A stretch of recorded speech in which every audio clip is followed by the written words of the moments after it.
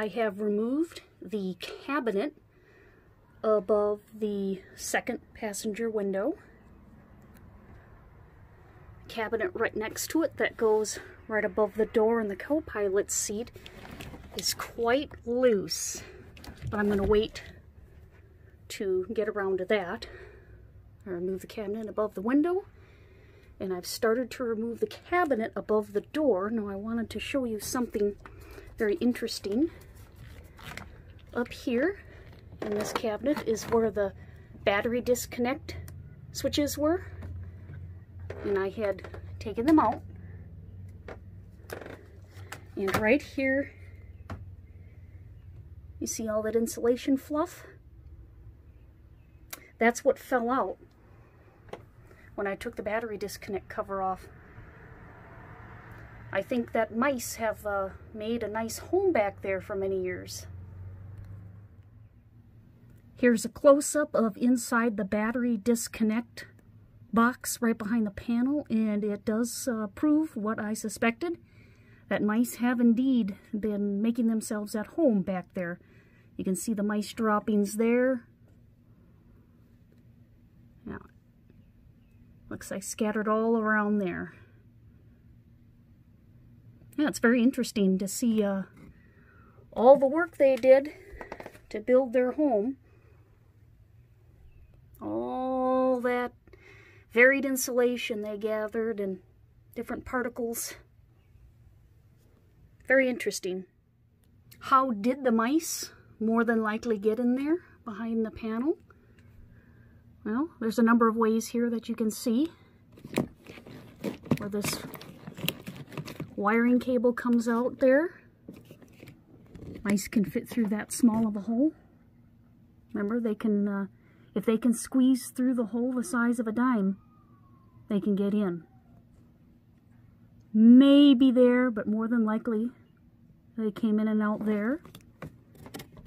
Alright, you can also see where all the wires that met the battery disconnect, they go behind a tunnel, because if you look on the other side of the cabinet, it's all paneled up, and it goes pretty much the length of the RV. So if there's any type of hole along that whole stretch,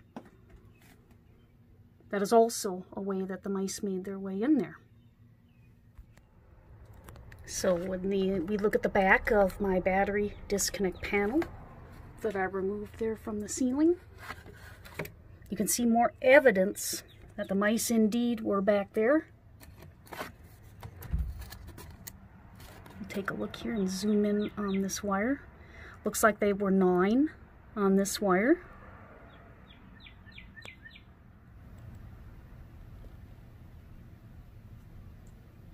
Gnaw marks from the mice. And we just go up a little bit, and there's some more evidence. They've been chewing and actually opening up the insulation sleeving on the wires. So, if you ever run into problems, in this case, you know, if I were to have problems with the battery disconnect, I can blame Mr. and Ms. Mouse.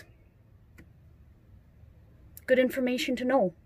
Maybe it's a good idea, if you have time, you can check your RV. Check it over for mice damage.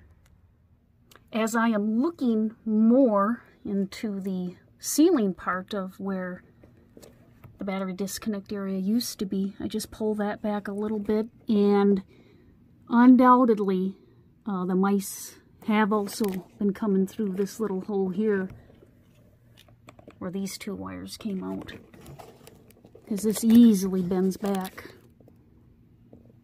And then if you look up in there inside the ceiling, you can see where they possibly gathered some of their insulation to make their nests there. So the mice more than likely have been running around in my ceiling as well.